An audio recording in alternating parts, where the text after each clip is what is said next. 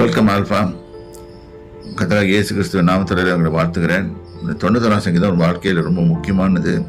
ஒவ்வொருத்தருக்கும், ஒவ்வொரு மனுஷனுக்கும், irrespective ஆஃப் திஸ் திங், இது கர்த்தரை தெய்வமாக கொண்டு வந்திருக்கிற அவ்வளோ பேருக்கும் இது பாதுகாப்பு உள்ளது. இப்போ இதில் போட்டிருக்கு, இரவில் உண்டாகும் பயங்கரத்துக்கும் பகலில் பழக்கம் அமுக்கும். பிசாசு எந்த சமயத்துலையும் அட்டாக் பண்ணிட்டு தான் இருப்பான். அவனுக்கு வேலை கிடையாது, இதை ஒரு வேலை உருப்படியாக செய்வான்.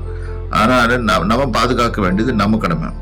இருளில் நடமாடும் கொள்ளை நோய்க்கும், இது கொள்ளை நோய்க்கு வர்றது எப்படின்னா பிசாசு கொண்டாரு தான். மத்தியானத்தில் பழக்கும் சங்காரத்துக்கும் பயப்படாது இருப்பாய், எதுக்கும் பயப்பட வேண்டாம், ஏன்னா கர்த்தர் நம்மளோட இருக்கிறார். உன் பக்கத்தில் 1000 பேரும் உன் வலதுபுறத்தில் 10000 பேரும். அதாவது உலகம் ஃபுல்லாக அந்த வியாதிகள் வேதனைகள் எல்லாம் நிறைஞ்சிருந்தாலும் கூட, இப்போ நம்ம ரீசெண்டாக நம்ம பார்த்தோம் இந்த இதெல்லாம் பார்த்தோம். இப்போ என்ன, இந்த கொரோனா வியாதிகள்லாம் வச்சு எத்தனை பேர் அட்டாக் பண்ணப்பட்டு இறந்தாங்க. எத்தனை அவங்க விசுவாசத்தை குறை சொல்லலை. ஆனால் சில பேரை கர்த்தர் பாதுகாத்தாரு. அவங்க கிரேட்டு நான் சொல்லவும் வரல.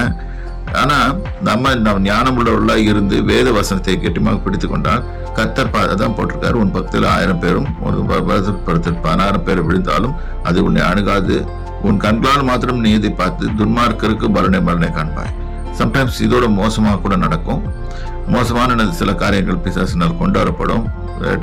வேதனையால் வாழ்க்கையில் சம்டைம்ஸ் கர்த்தரை தண்டிப்பார். அந்த சமயத்தில் நாம் காப்பாற்றப்படுவோம். ஏனென்றால் நம்ம உன்னதமானவருடைய மறைவில் அவர் அடைக்கலமாக அவர் பாதத்தில் அடியில் உட்கார்ந்துருக்கிறதுனால அவர் நம்ம பாதுகாப்பார். கர்த்தருடைய நாமத்துக்கு ஸ்தோத்திரம். கர்த்தர் உங்களை ஆசீர்வதிப்பார்.